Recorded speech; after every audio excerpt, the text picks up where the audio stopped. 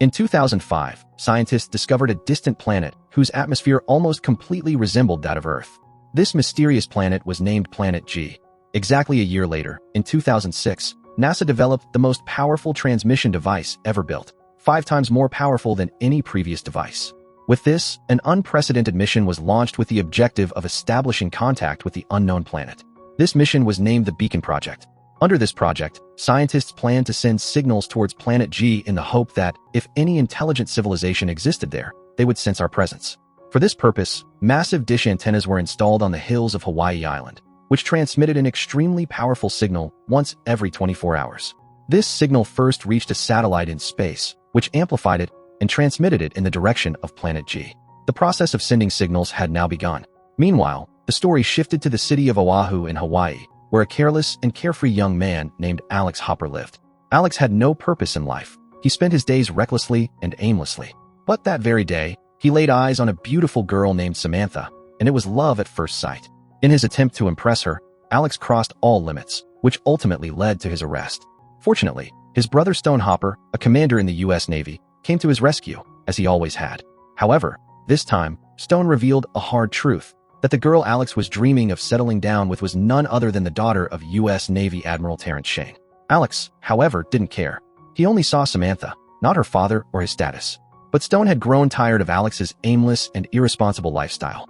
He felt that if nothing changed now, Alex would ruin himself completely. So, with that thought, Stone got Alex enlisted directly into the U.S. Navy to teach him the value of responsibility. The story gained momentum, and a few years passed. Although Alex still struggled with his old habits of stubbornness and recklessness, Samantha's love kept him grounded. Thanks to her, Alex had now risen to a responsible rank in the U.S. Navy.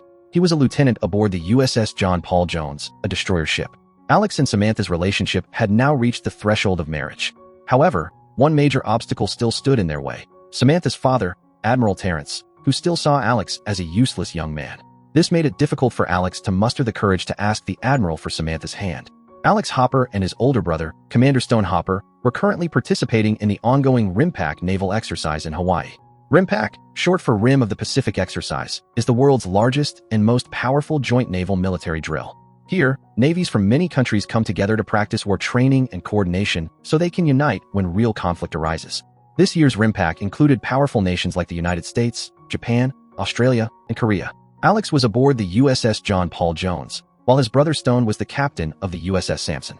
It was the first day of the RIMPAC exercise, and each country's naval forces were showcasing their combat techniques. At the same time, a terrifying incident occurred in space. The satellite responsible for amplifying the signal was transmitting in the direction of Planet G when, suddenly, a portal opened in that direction. From that portal emerged several terrifying figures, 5 unidentified alien objects, being pulled by some gravitational force straight toward Earth. But during their descent, one of the objects collided with the satellite. The impact was massive, the satellite was completely destroyed, and the trajectory of that alien object was altered. 4 of the objects crashed into the ocean near Hawaii Island, while the 5th crashed straight into China, wreaking havoc in the city of Hong Kong. This incident sent shockwaves around the globe. An emergency meeting was called by NASA scientists and U.S. government officials. NASA scientists claimed that these alien objects must have come from Planet G, the same planet they had been transmitting signals to for months under the Beacon Project. In other words, an intelligent alien civilization did exist on Planet G, and they had now made their presence known. But was this a message or an attack? That question caused great concern for both NASA and the U.S. government. Meanwhile, naval forces conducting training in the Pacific Ocean were informed about the incident. The alien objects had fallen just a few miles from them in the sea. The captain of Alex's ship coordinated with his brother Stone and a Japanese ship, and the 3 warships set off to assess the situation. On the other hand, NASA received crucial information from China. The alien object that had crashed in Hong Kong was made of an unknown element not found on Earth. It appeared to be some sort of communication device. Although the device was completely destroyed in the crash, a question arose. Why had the aliens sent a communication device to Earth? Were they trying to contact someone? But who? Meanwhile, Alex, Stone, and the Japanese ship continued heading toward the crash site. As they neared the location, they spotted a mysterious structure emerging from the ocean. It was an alien object, but whether it was a ship or something else wasn't clear from a distance. Alex and Stone kept a watchful eye on it for a while. It showed no signs of movement, nor did anything emerge from it. Then, Captain Stone sent Alex and 2 soldiers to investigate the object. They boarded a small boat and slowly approached the object. Before them stood a strange, tall, and massive pillar rooted deep into the ocean floor. Without hesitation, Alex jumped into the shallow water and moved toward the pillar. The surface of the pillar had unusual, raised markings. As soon as Alex tried to touch them, he received a powerful electric shock and was thrown backward. At that very moment, a burst of energy exploded from two nearby platforms next to the pillar, shooting up into the sky and creating an invisible energy shield around the pillar, spanning several kilometers in radius. Alex, his team, and all three warships were now trapped inside this energy shield, as if they were genies sealed in a bottle. No signal could escape, and no help could come in. All around them was mysterious silence and invisible walls. Meanwhile, a jet from the Air Force was speeding toward the area, but the shield was invisible to the naked eye. As soon as the jet collided with it, a violent explosion occurred, and the jet was blown to pieces. Inside the shield, the soldiers aboard the ships went on high alert. They began preparing their weapons. Meanwhile, Alex and his two fellow soldiers witnessed a terrifying sight near the pillar. The ocean began to churn violently, as if something massive was about to emerge from its depths. And then, out of nowhere, three gigantic alien ships burst from the water like leaping dolphins. The three ships took up strategic positions around the pillar, as if guarding it like soldiers protecting a fortress. The entire naval force was struck with fear at the sight. At the same time, Alex noticed that the ships were covered with an extremely strong windshield, indicating that aliens might indeed be inside, but nothing was visible from the outside. Suddenly, a loud sound wave erupted from an alien ship, shattering the glass of all surrounding ships and temporarily deafening the entire army. Taking this as a declaration of war, Captain Stone launched a counterattack. His forces fired a missile at one of the alien ships, but they missed. At that exact moment, a barrage of missiles was launched from the alien ship, and in the blink of an eye, Stone's ship was blown to pieces. Everyone on board, including Captain Stone himself, died in the blast. Watching his brother die in front of his eyes, Alex was devastated. But alongside the shock, a burning desire for revenge flared up within him. Without wasting a moment, he boarded his destroyer ship and began looking for the captain. But the soldiers informed him that the ship's captain had also been killed in the attack. This hit Alex hard because, after the captain, the next senior officer on the ship was him. Now, the responsibility of leading the entire army fell on his shoulders. At first, Alex was shaken, but his need to avenge his brother's death gave him the strength he needed. He ordered his team to load the weapons. Now he was fully prepared to launch a counterattack on the alien ship. Seeing Alex's ship preparing for battle, the Japanese ship's captain Nagata also alerted his crew so they could assist Alex. However, after the last attack, the alien ships had gone completely silent. But as soon as Alex and Nagata aimed their ship's weapons at the alien ship suddenly came to life again. It launched another wave of missiles and destroyed Nagata's ship. Fortunately, Nagata and his team jumped into the water and managed to save their lives. Alex now realized that any hasty or emotional decision could cost him and his entire army their lives. So, he calmed himself and lowered his weapons. The alien ship went silent once again. Alex rescued Nagata and the remaining soldiers and brought them aboard his ship. At that moment, there was more movement from the aliens. From the alien pillar, a shuttle-like craft and 3 rotating golden drones emerged and headed directly toward the civilian population. These drones, now referred to as Shredder drones, were actually destroyers. Whenever they detected any military or electronic weaponry or sensed even the slightest threat, they would immediately annihilate it, be it vehicles, helicopters, or humans. They began wreaking havoc in the surrounding areas. Meanwhile, Alex's girlfriend Samantha was hiking in the mountains of Oahu Island in Hawaii. Samantha was a physiotherapist, accompanying a retired Army veteran named Mick Canales. Mick had lost both his legs in the war and was learning to walk again with the help of prosthetic legs. Samantha was helping him adjust to this new phase of life. Oahu Island, too, was within the alien's invisible shield, cutting off all signals in the area. Suddenly, Samantha and Mick spotted the alien ship flying overhead. They were stunned. Soon after, a local police unit arrived and informed them that an alien attack had occurred nearby.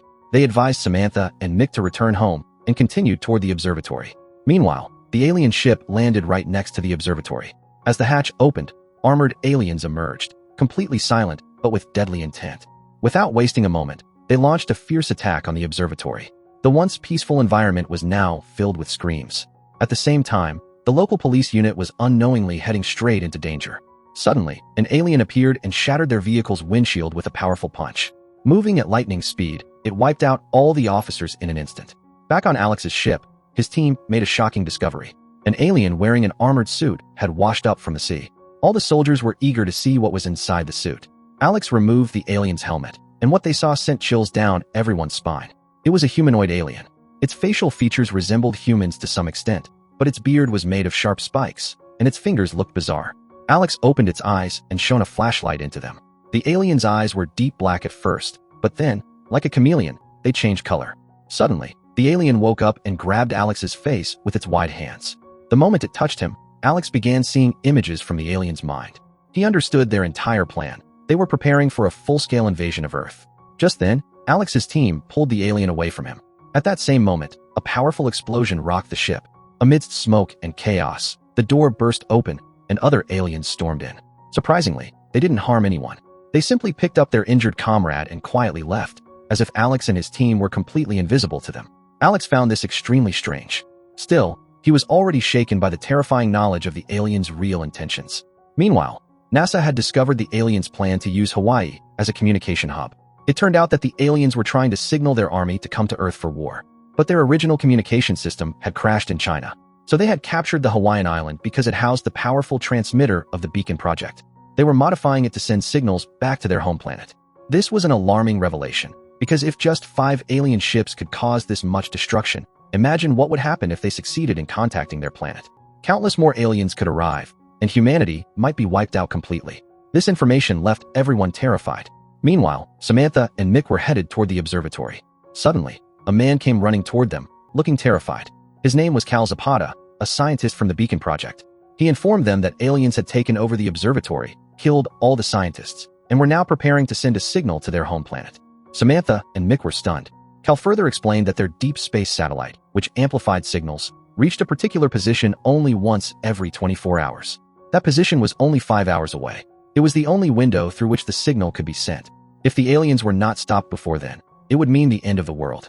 This revelation deeply alarmed Samantha and Mick. The question now wasn't about saving just one life. It was about saving all of humanity. They resolved to stop the aliens' plan at any cost. Back on the ship, Alex and his team were also strategizing. One of the technicians made an interesting discovery while examining the alien's helmet. He showed Alex an image of a lizard known as the leopard gecko. The lizard's eyes looked exactly like the aliens. The technician explained that the gecko is highly sensitive to sunlight, and the alien's helmet functioned like advanced sunglasses. It also contained moisture and a light oxygen supply. All of this indicated that the aliens, too, were highly sensitive to sunlight. Like leopard geckos, these aliens couldn't see properly in sunlight. That's probably why they didn't spot them. It's possible they could only detect humans through the scanners in their helmets. Now Alex had discovered one weakness of the aliens. They couldn't directly see them. They only detected weapons and sensed threats before attacking. Alex decided to use this weakness to defeat them. Japanese Commander Nagata stood with Alex. However, before they could destroy the aliens, they had to take down the 3 alien destroyer ships, and then the mothership. But now, night had fallen, making it even harder to spot the aliens. On top of that, the alien energy field had completely disabled Alex's ship's radar. That meant no alien ships or movement could be seen on the screens. The entire Navy team was tense because they couldn't see their enemy. At this point, Nagata gave a strange but brilliant suggestion. He mentioned that tsunami warning buoys installed around Hawaii by NOAA, the National Oceanic and Atmospheric Administration, could detect deep-sea disturbances caused by events like earthquakes, tremors, or the movement of something very large. Since the alien ships were slicing through the water with great speed and weight, they were causing massive underwater turbulence, which could be detected by these buoys. Nagata and Alex created a grid, treating each buoy as a point. Whenever a powerful wave formed in a certain spot underwater, they could estimate the direction and speed of the alien ships. The whole system worked like sensing an enemy's movements in the sea without even using your eyes. During this, they observed that the 3 alien destroyer ships were heading straight toward them, probably sensing a threat. The aliens were advancing in a pattern. Alex and Nagata quickly figured out this movement pattern. Using the right timing and positioning, they launched a single strike and destroyed 2 of the alien ships. A wave of joy ran through Alex and his team. They now had hope they could defeat the aliens. Meanwhile, Samantha was trying to contact Alex, but the island's signals had also been jammed by the aliens, making communication impossible. Fortunately, Cal was with her. He explained that the aliens were using an electromagnetic field to jam signals, but he had a special spectrum analyzer device that could allow them to contact Alex. Cal sneaked into his observatory and fetched the device. Samantha immediately called Alex and informed him that the aliens were setting up a communication system on Oahu Island to summon reinforcements. They had only 4 hours to destroy the entire island setup before more alien forces arrived. Just then, the call got disconnected. At that moment, Alex saw that the aliens had figured out their tactics. The last remaining alien ship changed its pattern and started circling around to flank them from behind. In the darkness, it was almost impossible to hit. Only 40 minutes remained until sunrise. Alex used his wit. He kept evading the alien ship until dawn. As soon as the sun rose, he maneuvered his ship behind Oahu Island, then circled it in front of the alien ship and fired directly at its windshield. The aliens inside were blinded by the harsh sunlight. All they could see was the blinding glare. Seizing the opportunity, Alex and Nagata launched rockets and destroyed that alien ship as well. Alex and his team were filled with renewed energy. But just then, the alien mothership launched 2 Shredder drones that destroyed Alex's ship. Luckily, Alex, Nagata, and the remaining soldiers managed to escape using lifeboats. However, losing the destroyer ship was a huge setback. On the other hand, Samantha, watching from a distance through binoculars, saw Alex's ship get destroyed. She thought Alex was dead. Along with the heartbreak of losing Alex, she was devastated by the thought that no one was left to stop the aliens. But then Mick stepped up. Though he had lost a leg, the blood of a soldier still ran in his veins. He got into a police car with Samantha and rushed toward the observatory, where the aliens were just about to finish setting up their communication system. Meanwhile, Alex's team, now disheartened, was making their way to the shore. Without a ship or weapons, fighting the aliens seemed impossible. Just then, Alex spotted an old battleship named Missouri docked at the shore. Although it had been turned into a museum, it was now their only hope against the alien threat. Alex and his team boarded the ship. However, the ship was 70 years old, and its control systems were outdated and unfamiliar to the soldiers. Luckily, they met some retired war veterans on the ship, former sailors who had once operated it. These elderly veterans had been invited as guests for the RIMPAC training exercises, but now they too were trapped inside the invisible shield with the others. They joined Alex in this battle. Together, they transformed the old museum ship back into a battle-ready vessel. But this war was far from easy. On one side was the alien mothership equipped with advanced technology, and on the other was Alex's 70-year-old battleship, Missouri. Still, the fearless Alex and his brave team launched a direct assault on the mothership. Though the aliens were far superior, and their massive ship packed with modern weapons was overpowering at every step, they underestimated the human spirit, our strategy, courage, and intelligence. Alex kept maneuvering his ship out of the enemy's direct aim and circled around, firing missiles strategically. Eventually, they managed to destroy the alien mothership. With the mothership gone, the invisible shield also disappeared, clearing the way for the Navy forces stationed outside. The Admiral immediately began preparing the Air Force for attack. But the danger wasn't over yet. On Oahu Island, the aliens had successfully set up their communication device and were moments away from sending the signal. Once that happened, more alien forces would invade Earth. Just then, Samantha and Mick arrived at top speed in their vehicle and rammed directly into the alien communication device, disabling it. But in doing so, they placed themselves in extreme danger. One alien pounced on them. Despite being disabled, Mick fought the alien fiercely, eventually knocking off its helmet. The alien, blinded by the sunlight, couldn't see Mick properly. Even so, it attacked blindly and knocked Mick down. Just as the alien was about to stab Mick with a dagger, Cal arrived and began hitting the alien too. Mick seized the moment, grabbed the alien again, and told Cal to get Samantha to safety. Meanwhile, the rest of the aliens had repaired the communication device and were ready to transmit the signal again. Back on Alex's ship, they had only one missile left. Alex loaded it and aimed it at the alien communication device on Oahu Island. But just then, they saw that the mothership wasn't completely destroyed. It had launched 3 more Shredder drones toward Alex's ship. With no weapons left to counter them, Alex and Nagata believed this was their end. But before dying, they fired the last missile toward the alien communication device. As soon as the aliens started transmitting the signal, the missile hit the target, causing a massive explosion. The communication device was destroyed, and all the remaining aliens were killed in the blast. But now, death was looming over Alex and his team. The Shredder drones were about to strike their ship. Just then, 3 missiles appeared from nowhere and blew up all 3 drones midair. It was the Air Force unit that had arrived in time to support Alex and his crew. They destroyed the alien mothership completely. Thanks to the bravery of Alex and his courageous team, humanity was saved from the brink of annihilation. The world had narrowly escaped a massive threat, a war that was neither seen nor understood. Samantha, Mick, and Cal also reached a safe location just before the blast, and their lives were spared. Alex's courage, leadership, and intelligence won the hearts of the entire nation. He not only defeated the enemy, but also proved that true bravery lies in taking responsibility. He was honored like a hero. And finally, Admiral Terentian, who once thought Alex was irresponsible and reckless, also accepted Alex and Samantha's relationship. And with that, this story comes to an end. So if you like this video, please do subscribe to this channel.